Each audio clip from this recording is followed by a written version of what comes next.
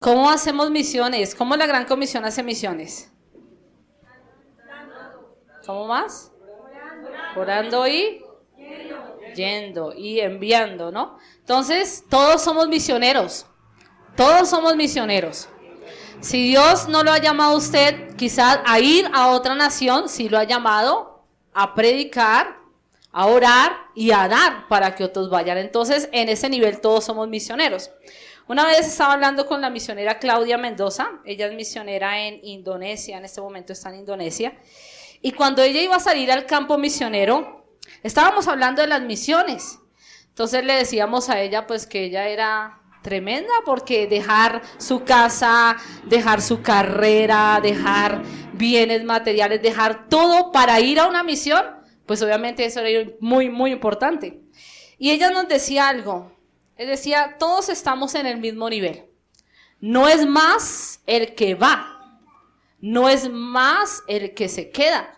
Todos estamos en un mismo nivel. Entonces, si usted da para las misiones, si usted ora para las misiones y si usted va para las misiones, está haciendo el reino de Dios y todos estamos en el mismo nivel. Así que usted es llamado a ir, a enviar, a dar o a orar. Pero algo tenemos que hacer en la misión. ¿Amén? Amén. Muy bien, hablando de las misiones, en esta mañana quiero hablarles de por qué ganar a la próxima generación. Hablando de las misiones, existimos para cumplir la Gran Comisión. Y la Gran Comisión se encuentra en Mateo, en Marcos, en Lucas y en Juan. ¿Por qué el Señor repite tanto esta tarea de la Gran Comisión? ¿Por qué? ¿Por qué qué? Porque es un mandato, porque es prioridad, porque es algo importante. Si alguien repite algo, es porque es importante. La Gran Comisión está en Mateo 28:19, Marcos 16:15, Lucas 24:47, Juan 20:21 y se refuerza en Hechos 1:8 cuando les dice, van a recibir poder para poder cumplir la misión. Y todos estamos llamados a cumplir la misión. Pero ¿por qué ganar a la próxima generación? ¿Por qué nosotros debemos ganar a la próxima generación para Cristo? Y quiero introducir este sermón hablando de una película que yo vi hace un buen rato. Esa película salió hace muchos años y se llama Antes de Partir. Y protagonizada por Jack y Morgan Freeman. Y la película trata, de pronto usted ya la ha visto, de dos enfermos de cáncer terminal. Los dos enfermos se encuentran en la misma habitación, en el mismo hospital, con la misma enfermedad, ¿sí? Uno de ellos, Morgan, allí, él es un mecánico. En la película es un mecánico, pero él le gusta estar en casa, le gusta estar en la familia, él ha trabajado mucho para que su familia esté bien, sus hijos tengan carrera, pero es un hombre de recursos económicos bajos. Pero el otro es el dueño del hospital. Pero los dos están con la misma enfermedad y en la misma habitación del hospital. Entonces ellos se les dice, ustedes van a morir. Tienen un cáncer terminal, aquí les podemos hacer sus cuidados paliativos, vamos a darles medicina, pero finalmente ustedes van a morir de cáncer. Entonces los dos empiezan a pensar, bueno, ¿qué vamos a hacer? Nos quedan pocos días de vida, nos quedan pocos meses de vida, ¿qué vamos a hacer? Entonces los dos deciden hacer un listado de cosas que hacer antes de partir. Por eso la película se llama eso, Antes de Partir. ¿Qué cosas debemos hacer antes de partir? Entonces en el listado de estos hombres está cosas como estas. Lanzarse de un paracaídas. Está como hacerse un tatuaje. Viajar a las pirámides de Egipto, a la muralla china, al Everest, reír hasta llorar, hacer el bien a alguien y otra serie de acontecimientos. Finalmente, después de hacer algunas cosas de estas, ellos dos mueren. Primero muere uno y luego muere el otro. Sin duda, si a nosotros nos dijeran la fecha en que moriríamos, ¿sí? Si usted le dice la fecha, usted tendría quizás una lista de cosas que hacer antes de morir. Quizá usted en su listado pondría cosas como esas, ¿no? Viajar, ir a algún lugar, hacer algo que nunca ha hecho, lanzarme un paracaídas o cosas así. Y quizá en su listado de pronto reconciliarme con alguien, pasar más tiempo en familia. Tendríamos esa serie de cosas. Pero hay algo que debe marcar el primer lugar de nuestra lista de cosas que hacer antes de partir. Y antes de partir de este mundo, nosotros tenemos una tarea primordial que no tiene que ser la última en nuestra lista, sino que tiene que ser la primera, y es ganar a la próxima generación para Cristo. Usted y yo tenemos una tarea. En este momento de su vida, usted no sabe la fecha en que ha de morir. Usted no sabe cuándo se va a ir de este mundo.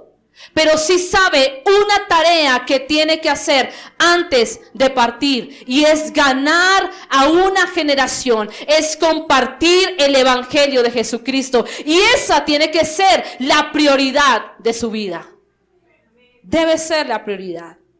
Dígale al que está a su lado, debemos ganar a la próxima generación. Pero dígale convencido, usted está convencido, dígale, debemos ganar a la próxima generación. Y yo quiero que vayan conmigo, por favor, al libro de Jueces, capítulo 2, versículo 6 al 10. Jueces, capítulo 2, versículo 6 al 10. Voy a leer en la Reina Valera. Dice así, ¿lo tienen conmigo? Porque ya Josué había despedido al pueblo y a los hijos de Israel. Se había ido cada uno, ¿a dónde? A su heredad para poseerla.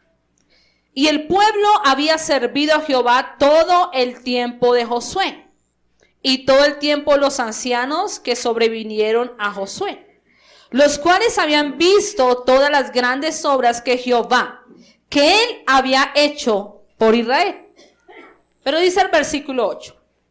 Pero murió Josué, hijo de Nun, siervo de Jehová, 110 años. Y lo sepultaron en su heredad en Timnath Será, en el monte de Efraín, al norte del monte de Gaz. Y toda aquella generación también fue reunida a sus padres. Y dice el final del versículo, y se levantó después de ellos otra generación que no conocía a Jehová, ni la obra que él había hecho en Israel. Triste termina ese texto. Se levantó una generación que ¿qué? Que no conocía a Jehová ni la obra que él había hecho. Miren cómo termina eso. Tristemente, se levanta una generación que no conoce a Dios, que no sabe de Dios, que no tiene una relación con Dios. ¿Por qué ganar nosotros a la próxima generación? Para que no pase en Colombia y para que no pase en nuestra comunidad como pasó en el tiempo de Israel. Debemos ganar a una próxima generación para Cristo. En primer lugar, porque es nuestro mayor legado. Es nuestro mayor legado. El libro anterior al libro de Jueces es el libro de Josué. ¿Y de qué trata el libro de Josué? El libro de Josué trata de la victoria, ¿sí? Toda la narración del libro de Josué es de victoria. Durante el capítulo 1, el versículo 12, habla de victoria, de la conquista de las naciones, de conquista de los cananeos, de conquista de Jericó. Y a partir del capítulo 12 en adelante, habla del asentamiento, de que esa tierra que conquistaron, empezaron ellos a poseerla. Y dice el texto que Josué, ¿qué hizo? Repartió la tierra en las 12 tribus. Repartió la tierra, dijo, bueno, ya hemos conquistado, ya tenemos la tierra. Cada uno le repartió la tierra. Y dice el texto en el versículo 6 que cada uno se fue a su heredad, se fue a su tierra, se fue a su lugar. Mientras el libro de Josué habla de victoria, el libro de Jueces que acabamos de leer habla de derrota, de la derrota del pueblo de Israel. cómo ellos vivían siendo derrotados. Después de tener una tierra, después de tener un nombre, después de tener una nación, viven en derrota. No pueden hacer frente a sus enemigos, ellos no pueden triunfar, no pueden vencer y están en una decadencia espiritual tremenda. Mientras Josué vivió, el pueblo buscó al Señor. Pero después de su muerte y la muerte de los ancianos, el pueblo dejó de buscar al Señor. Y el estado espiritual de Israel era lamentable. No buscaban a Dios. Se iba cada uno en pos de otros dioses, de los dioses cananeos, rendían culto a sus dioses. Y la fotografía del pueblo de Israel era lamentable. ¿Por qué? ¿Por qué sucedió esto? ¿Por qué pasó esto? Y el versículo 6 dice que cada uno se fue a su heredad. Parece ser que el pueblo de Israel estaba tan enfocado en la tierra, tan enfocado en poseer la tierra, que se olvidó de poseer aún más a las nuevas generaciones. Este pueblo estaba tan enfocado en tener una tierra, en tener un lugar donde vivir, donde hacer sus casas, donde construir una nación, pero se olvidaron que tenían que proclamar el reino de Dios, que tenían que anunciarle a Dios a la nueva generación que se estaba levantando, a los niños, a los jóvenes, a los adolescentes que se estaban levantando. Olvidaron esto porque estaban enfocados en la tierra y en la heredad. El pueblo ya tenía una tierra, ya tenía un lugar, pero se habían alejado de Dios. En medio de tan grande victoria de una tierra, en medio de tenerlo todo para ellos, han dejado a Dios, lo han abandonado. Para nosotros hoy, muchos de nosotros hoy estamos enfocados en buscar una heredad. Muchos de los padres que están aquí están enfocados en dejar una heredad a sus hijos. Y está bien. Vamos a dejarles una casa, vamos a dejarle un bien material, vamos a dejarle una carrera. Yo tengo este trabajo y trabajo mucho para que mis hijos lo tengan todo. Y eso está bien. Eso es correcto, eso hay que hacerlo. Pero no tenemos que olvidar que tenemos que dejar mucho más que una casa, mucho más que un bien material, mucho más que una carrera. Tenemos que dejarle a la próxima generación, a nuestros hijos, a los niños y adolescentes ese legado espiritual para que ellos vivan para el propósito del Señor. Eso es lo más importante que tú puedes hacer. Si tus hijos dicen, mi papá me dejó esta casa, qué bien. Quizás si tus hijos te dicen, mi papá me dejó esta carrera, súper, hay que hacerlo. Pero que digan, mi papá, mi mamá me enseñó a amar a Dios y a servir a Dios. Eso es lo mejor que tú puedes hacer. Eso es lo mejor que tú puedes hacer. ¿Qué lugar ocupa? Entonces, ¿qué lugar ocupa la palabra del Señor en tu vida? ¿Qué lugar ocupa la palabra del Señor en tu casa? ¿Haces cada semana? ¿Te reúnes con tus hijos, con tu familia para orar, para leer la palabra? ¿Qué lugar ocupa el Señor en medio de tu casa? ¿Qué lugar ocupa el Señor en medio de tu vida? ¿Te has acercado a Dios como debe ser? ¿Te has acercado al Señor? Y miren, durante la repartición de la tierra, hubo una tribu a quien no se le dio una tierra. ¿Cuál fue? ¿A cuál? A la de Leví, a los levitas. No se les dio una tierra. ¿Y saben por qué? Porque ellos eran los encargados de cierta manera de ministrar la presencia de Dios en las otras tribus. Ellos hicieron de la presencia del Señor, los levitas hicieron de la presencia del Señor lo mejor. No una tierra, sino la presencia del Señor. Haga de la presencia del Señor, del conocimiento del Señor, la heredad más importante de tu vida. Si tú tienes la presencia del Señor, si tus hijos buscan a Dios, si esta generación busca al Señor, entonces habrás hecho suficiente, más que suficiente. haga del Señor la mayor herencia que tú puedes dejar. Ahora nosotros, hablando como iglesia, estamos en convención misionera, ¿cierto? Y en la convención misionera hacemos compromisos con el Señor para la extensión de su reino. Y nosotros como iglesia tenemos que trabajar para que la próxima generación conozca al Señor. Nosotros como iglesia tenemos que trabajar para que los niños, los adolescentes, los jóvenes conozcan al Señor y vivan para el Señor. Esa es la labor misionera que debemos hacer. No es necesario ir a otras naciones, es hacerlo hoy, aquí, en medio de nuestra comunidad. Y tú tienes que vivir para ganar niños, para ganar jóvenes, para ganar adolescentes, para ganar a tu familia para Cristo. Esa es la tarea que tú tienes que hacer. Eso es lo que debemos hacer. No enfocarnos tanto en lo material, porque lo material, como lo dice la palabra, vendrá por añadidura.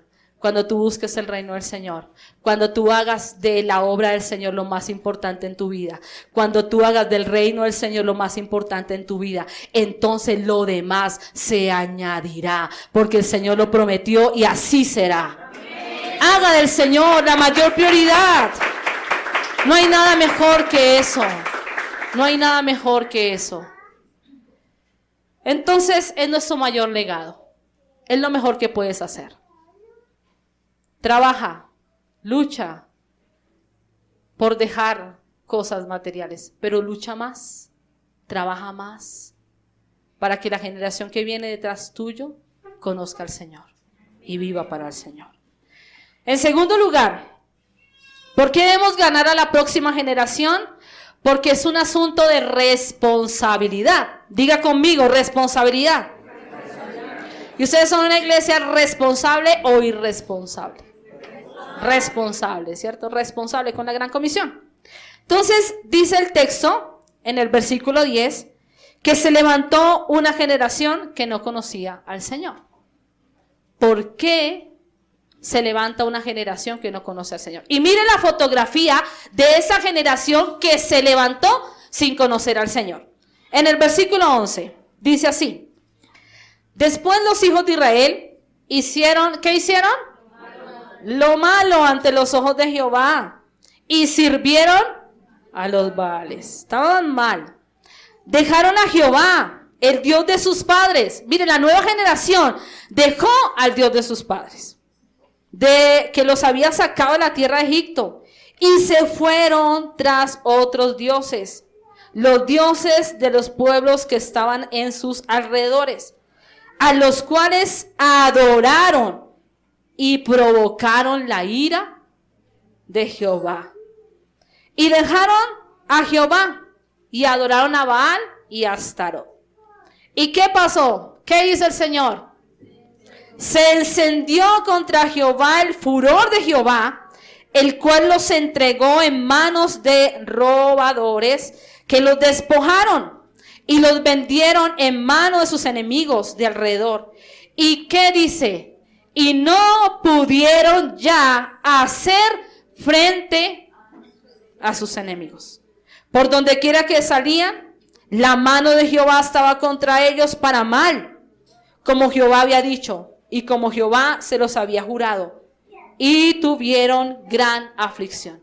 Mire esa generación, la fotografía de una generación que se levanta sin conocer al Señor.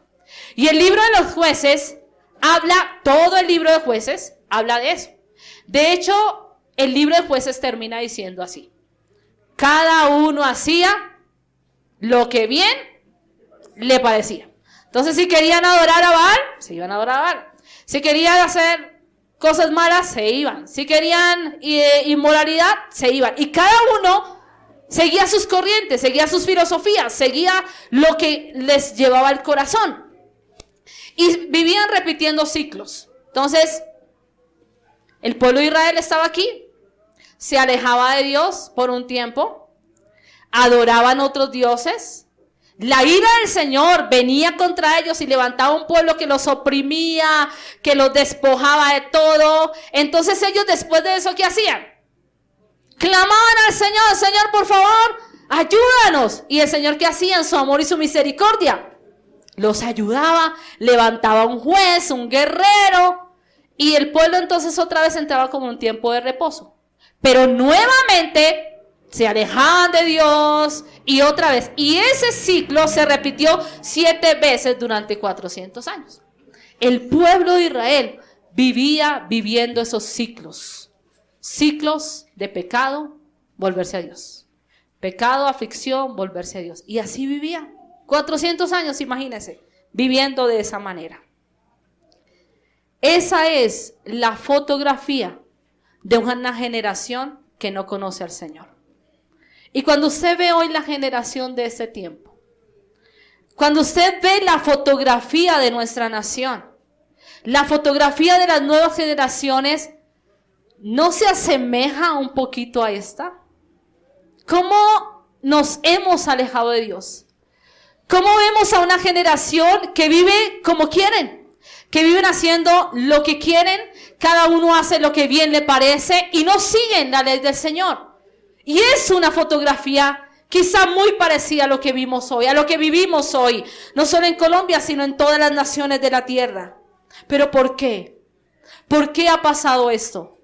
¿Por qué ha sucedido esto? Porque nosotros hemos olvidado nuestra responsabilidad como iglesia.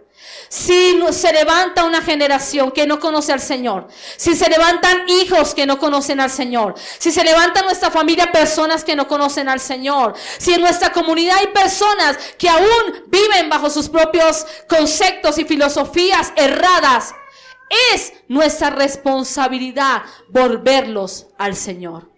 Es un asunto de responsabilidad. La Gran Comisión es una orden o es un algo que sí queremos o no queremos hacerlo. Es un mandato. ¿Y qué hay que hacer con los mandatos? Obedecerlos. Es un asunto de responsabilidad. Si tú eres un creyente responsable, sabes que tienes hoy una tarea. Si tú eres un creyente responsable, sabes que tienes que anunciar el evangelio. Si tú realmente crees que se puede levantar una generación diferente, que la generación que viene detrás de usted puede ser diferente, entonces entiendes que es tu responsabilidad anunciar el evangelio, predicar a Cristo en tu comunidad, en tu trabajo, con tus amigos, con tus vecinos. Es un asunto de responsabilidad, porque si se levanta una generación después de nosotros que no conoce al Señor, entonces hemos vivido en vano, no hemos hecho la tarea que nos corresponde hacer, porque la Gran Comisión se hace en ese tiempo y ahora. Esa es nuestra tarea. Es un asunto de responsabilidad. De generación en generación tenemos que contar las obras del Señor. Ahora, ¿qué significa conocer? ¿Qué significa conocer? Es una relación. Conocer es eso. La gente de Colombia conoce a Dios. ¿Sabe quién es Dios? ¿Lo conocen de qué? De nombre, solamente como un concepto y ya, pero no tienen una relación con Él. Y a lo que nosotros debemos llevar cuando anunciamos el evangelio, cuando proclamamos de Cristo, es que las personas tengan una relación personal con Cristo, un encuentro personal con Cristo, porque cuando una persona conoce a Cristo, cuando una persona tiene un encuentro personal con Cristo, entonces es una persona cambiada y transformada por el poder del evangelio. Esa es nuestra tarea. Eso es lo que tenemos que hacer. Es un asunto de responsabilidad. Si tú eres un creyente responsable, sabes que tienes una misión. Si tú eres un creyente responsable, sabes que hoy, mientras tú vivas, tienes una tarea más importante que tener un trabajo, que tener una familia. Tienes una tarea más importante y es la predicación y la proclamación del evangelio. Y es lo único que traerá cambio a nuestra nación. Viviendo estos días de tanta zozobra, de tanto pánico y demás, la única manera de que esta nación sea cambiada y transformada no son las posiciones políticas. La única manera de que Colombia sea cambiada y transformada es por la predicación del evangelio. Es que las personas conozcan a Cristo, porque si conocen a Cristo, su corazón es cambiado, es transformado, su vida es cambiada y transformada. Esa es la única manera. Así que es nuestra tarea. En tercer y último lugar, debemos levantar una generación que conozca a Dios, porque hay un propósito mayor. Hay un propósito mayor. ¿Cuál es ese propósito mayor? ¿Cuál es ese propósito mayor? Veíamos en el texto, a partir del versículo 11, de que la generación vivía en derrota. Dice el versículo 14, y se encendió contra Israel el furor de Jehová, el cual los entregó en manos de sus robadores, que los despojaron y los vendieron en manos de sus enemigos. Y el versículo 15, por donde quiera que salían, la mano de Jehová estaba contra ellos para mal, como Jehová había dicho y como Jehová se lo había jurado, y tuvieron gran aflicción. Y dice el versículo 14 al final, y no pudieron hacer frente a sus enemigos. Una generación que no pudo hacer frente a sus enemigos, no pudo vencer a sus enemigos. Fue una generación derrotada. Fue una generación que vivió en derrota porque no pudieron hacer frente a sus enemigos. ¿Por qué? Porque no vivieron para agradar a Dios. Porque la ira de Jehová estaba contra ellos. Fue una generación derrotada. Fue una generación derrotada. Pero en medio de todo eso, en medio de esa generación, Dios levantó jueces, hombres y mujeres que marcaron una diferencia en medio de esas naciones. Hombres y mujeres que dijeron, no, yo voy a actuar diferente, e hicieron lo bueno ante los ojos del Señor. En el capítulo 3, en el versículo 10, habla sobre un juez, Otoniel. Y el Espíritu de Jehová vino sobre Otoniel y le hizo capaz de liberar a Israel de la mano de Cusán. Un hombre en medio de la decadencia moral, pero que el Espíritu del Señor estaba sobre él y pudo vencer. En el capítulo 6 habla sobre Gedeón, el versículo 34. Dice que gracias a la presencia del Espíritu del Señor sobre Gedeón, liberó al pueblo de Dios de la opresión de los madianitas. Un hombre como Gedeón, que pudo liderar grandes batallas y pudo vencer. En el capítulo 11 habla de Jefté. El Espíritu del Señor dotó a Jefté de facultades como líder militar contra los amonitas. La victoria de Jefté sobre los amonitas fue el fruto de una acción liberadora de parte del Señor. En medio de esa decadencia moral, en medio de la decadencia espiritual de Israel, Dios levantó hombres y mujeres que hicieron la diferencia. Hombres como Gedeón, Jefté, Otoniel, Débora, todos ellos pudieron derrotar a sus enemigos. ¿Por qué? Porque el Espíritu del Señor estaba sobre ellos. Porque la presencia del Señor estaba sobre ellos. Y ese mismo Espíritu que estuvo en Gedeón, que estuvo en Jefté, que estuvo en cada uno de ellos, está con nosotros para poder hacer frente a nuestros enemigos. Ese mismo Espíritu está con nosotros para poder vivir una vida en victoria, para poder una vida que agrade al Señor y una vida que haga la diferencia. Ese mismo Espíritu que sube en ellos para liberar al pueblo de Israel está en medio de nosotros para poder llevar libertad a los cautivos que están afuera, para poder llevar libertad a los que viven en opresión. Ese mismo Espíritu lo dota a usted para predicar, para hablar de Cristo, para enseñar la verdad del Evangelio. Ese mismo Espíritu hoy está en nosotros. Es el mismo Espíritu que te hace valiente para predicar. Ese mismo Espíritu te hace valiente para dar un buen testimonio en medio de tu trabajo, en medio de tu casa, en medio de donde habitas tú. Ese mismo Espíritu te dota, no de unas facultades humanas, porque humanamente no podemos hacer nada, pero ese mismo Espíritu nos dota para poder proclamar el Evangelio, para poder llevar libertad a los cautivos. Ese es el mismo Espíritu. Y ese es el mismo Espíritu que el Señor quiere darnos a nosotros hoy. ¿Cómo ganar? Porque hay un propósito mayor. Hay un propósito mayor. Dios quiere una generación que viva en victoria. Dios quiere ver una generación que pueda hacer frente a sus enemigos. Dios quiere ver una generación que viva en victoria. ¿Y cuál es la victoria realmente? El mundo hoy resume éxito en dinero, fama, poder, gloria. Pero el éxito en la vida cristiana es diferente. Éxito, victoria, es aquel que vive para el propósito del Señor y cumple la tarea que el Señor le ha encomendado. Si usted quiere ver una generación que viva en victoria, que viva para el propósito del Señor, eso es lo mayor, eso es lo más grande que tú puedes hacer. Eso es. Si tú quieres ver que tus hijos vivan en victoria, enséñales la palabra del Señor. Si tú quieres ver una generación diferente, que viva realmente en victoria, que viva para el propósito del Señor, entonces anúnciales el evangelio y la palabra. Es la única manera que la generación pueda vivir en victoria. Ahora la pregunta es, ¿dónde estás tú?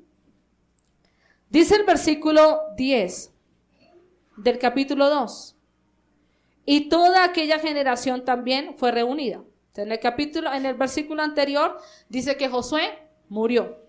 Y ahí en el 10 dice que toda aquella generación de los ancianos también murieron. Y que se levantó una generación que no conocía al Señor. Entonces tenemos en primer lugar a la generación Josué. Es una generación, o Josué es un hombre que conoce a Dios, que vive para Dios, que vive adorando a Dios, que vive para el propósito de Dios. Conoce al Señor. Tenemos una segunda generación que son los ancianos, que conocieron al Señor de Josué, que lo conocieron, que vivieron, que vieron las obras y que escucharon las obras. Y al lado de esa generación siguiente está una generación que definitivamente no conoce ni al Señor de Josué, ni al Señor de los ancianos de las obras, ni nada. ¿Dónde estás tú? ¿Estás como la generación de Josué, que tiene una relación con Dios, que vive y entiende que tiene un propósito en el Señor, que sabe que esta tarea en la tierra es mucho más grande que conseguir cosas materiales, que entiende que tienes un propósito de vida mayor? Porque si bien nosotros vamos a morir, tarde o temprano vamos a morir, unos 70, 80 años, vamos a morir. Pero, ¿qué vamos a dejar a la próxima generación? Ahora, si estás aquí en esta generación que conoce al Señor, pero lo conoce quizá de lejos, porque no tiene una relación con Él, que escuchas la palabra todos los domingos, pero entre semana como que no hay nada de relación con Dios. Y está una última generación que no conoce al Señor. ¿Dónde estás tú? Ahora, ¿dónde tú vas a poner a la próxima generación? ¿Dónde tú vas a poner a tus hijos? ¿Los vas a poner en una generación que no conoce al Señor? ¿Dónde vamos a poner a los jóvenes, a los adolescentes, a las personas hoy?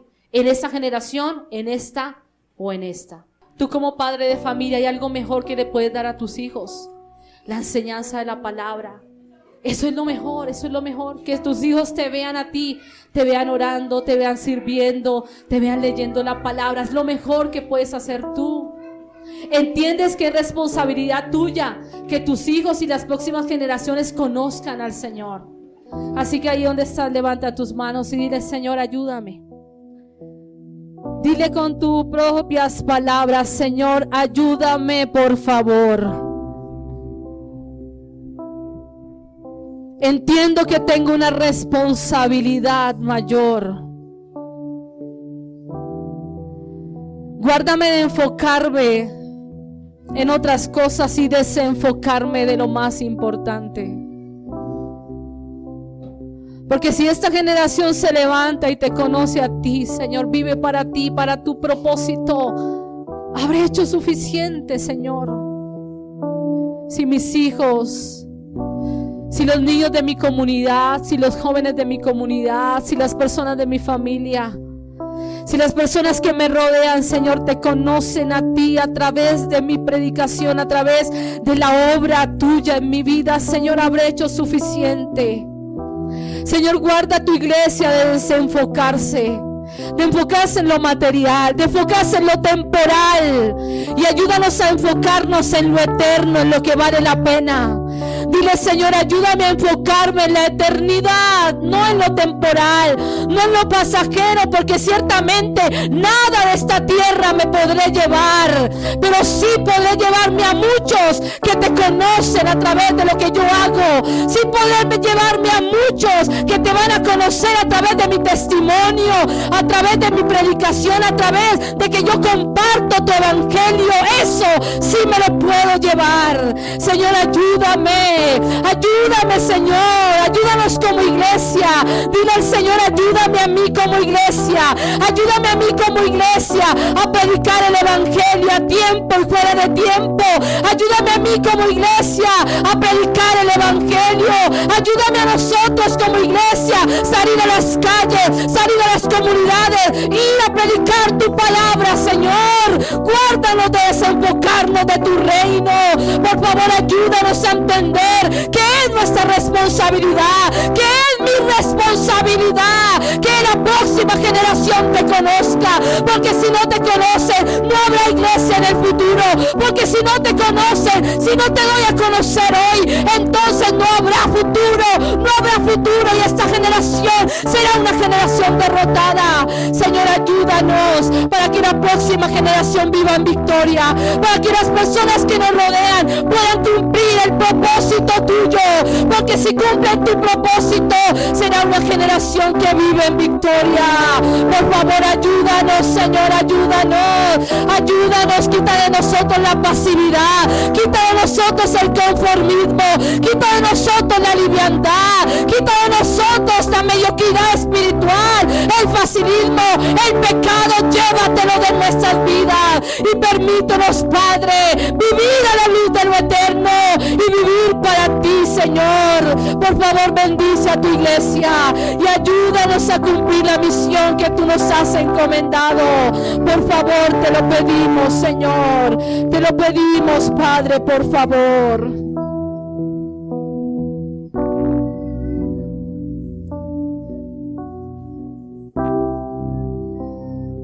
Ahí con sus ojos cerrados y en oración,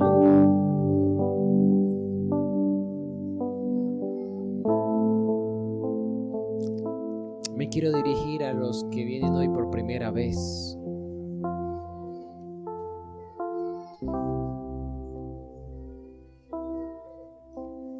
Quiero invitarte a entregarle tu vida a Cristo.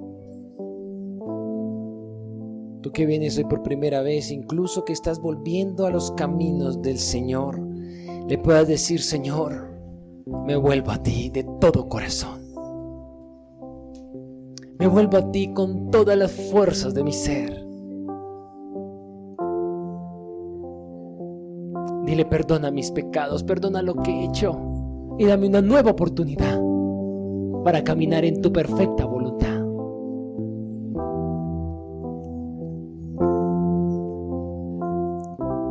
Ten misericordia, Padre Celestial, como la tuviste de nosotros también.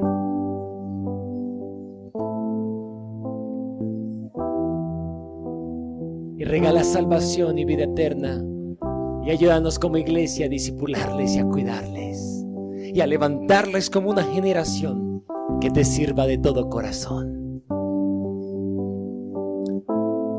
Unámonos como iglesia para orar por estas personas que están volviendo al Señor. En el nombre de Jesús oramos por estos, Señor, que hoy han venido y que te están entregando su vida y están regresando a tus caminos y que te están diciendo: te amamos y queremos regresar a tu perfecta voluntad. Señor, bendícelos y ayúdalos con poder y autoridad. Que la gracia de tu Espíritu Santo resplandezca sobre ellos y que una vez más el rostro de Jehová les ilumine en sus ojos, en su mirada. Que vuelva esa llama, esa gracia que sobreabunda en sus vidas. Sopla vida en el nombre de Jesús. Los bendecimos, Padre Celestial. Démosle un fuerte aplauso al Señor por la vida de cada uno de ellos.